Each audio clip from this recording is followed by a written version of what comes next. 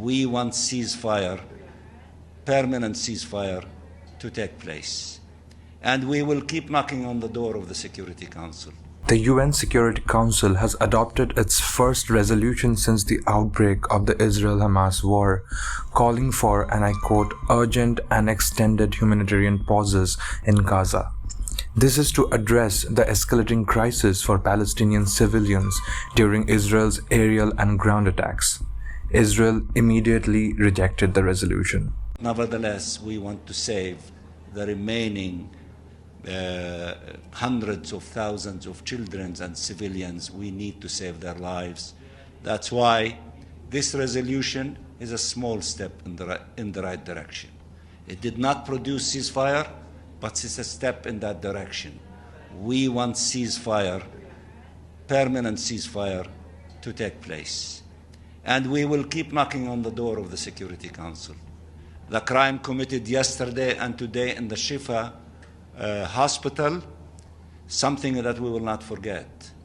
And we will keep coming back to the Security Council, and we will go back to the General Assembly in the format of listening to representatives of humanitarian organizations of the United Nations to brief the international community about the situation in the occupied Palestinian territory, especially in the Gaza Strip. And we will decide on further steps as we move forward. We will not relent. We will not stop until we see the accomplishment of the resolution of the General Assembly and this small resolution in the Security Council in our way of putting an end to this crime against the Palestinian people and the barbaric attacks against our civilian population in the Gaza Strip. And then hopefully after that, a door will be opened for a meaningful political process. The vote in the 15-member council was 12-0, with the United States, United Kingdom and Russia abstaining. The US and UK abstained because of the resolution's failure to condemn Hamas's surprise cross-border attacks into Israel on October 7.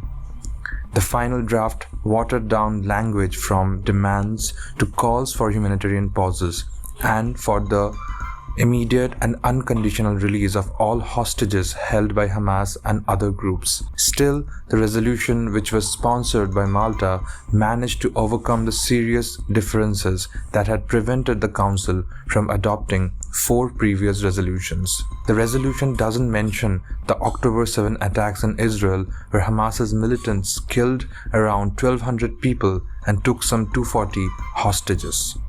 Nor does it mention Israel's response with airstrikes and a ground offensive in Hamas-ruled Gaza that the territory's health ministry says have killed more than 11,000 Palestinians, 2/3 of them being women and children. The resolution calls for humanitarian pauses and corridors throughout the Gaza Strip for a sufficient number of days for unhindered access by the UN, Red Cross and other aid groups to get water, electricity, fuel, food and medical supplies to those in need. It says the pauses should also allow for the repair of essential infrastructure and enable urgent rescue and recovery efforts.